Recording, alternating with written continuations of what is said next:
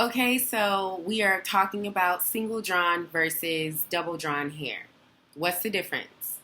Single drawn hair is hair that is like coming from one donor, but all the time it's not coming from one donor.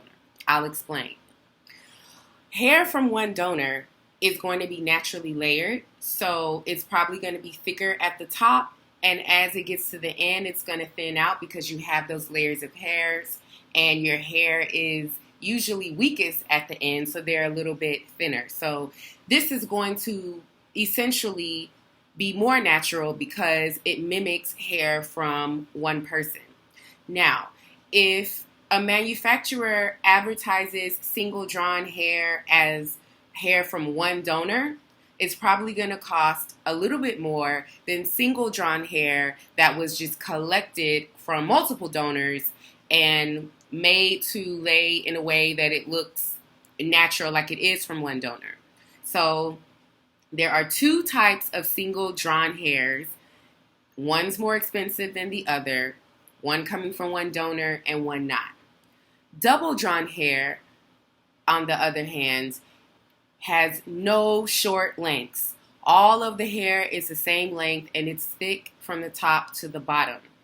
Now, naturally, your hair does not grow this way, so this is definitely hand-picked, hand-collected, unless someone is just walking around with double drawn hair. I mean, anything is possible, so I won't exclude that, but usually double drawn hair is hand-picked, collected, and put together, so the manpower costs a little bit more, and since it's thicker from top to bottom, it's going to cost a little bit more.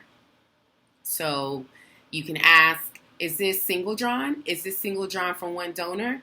Okay, I think that's a little bit too expensive. Can you give me your single drawn that's from multiple donors, not just one donor? Okay, well, I'm also looking for double drawn hair. And when you look at double drawn hair, you need to take the hair. I wish I had some bundles. Actually, I do. One second.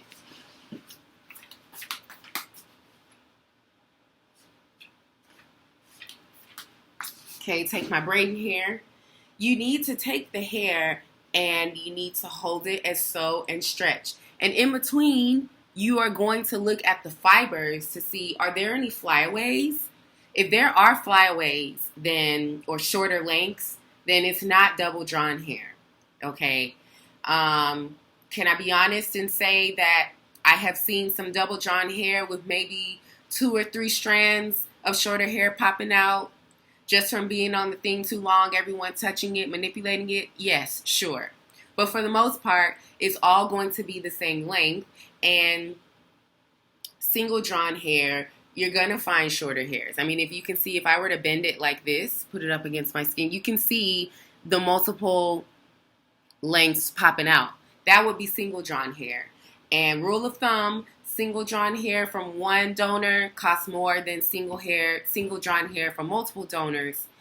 But double drawn hair costs more than single drawn hair.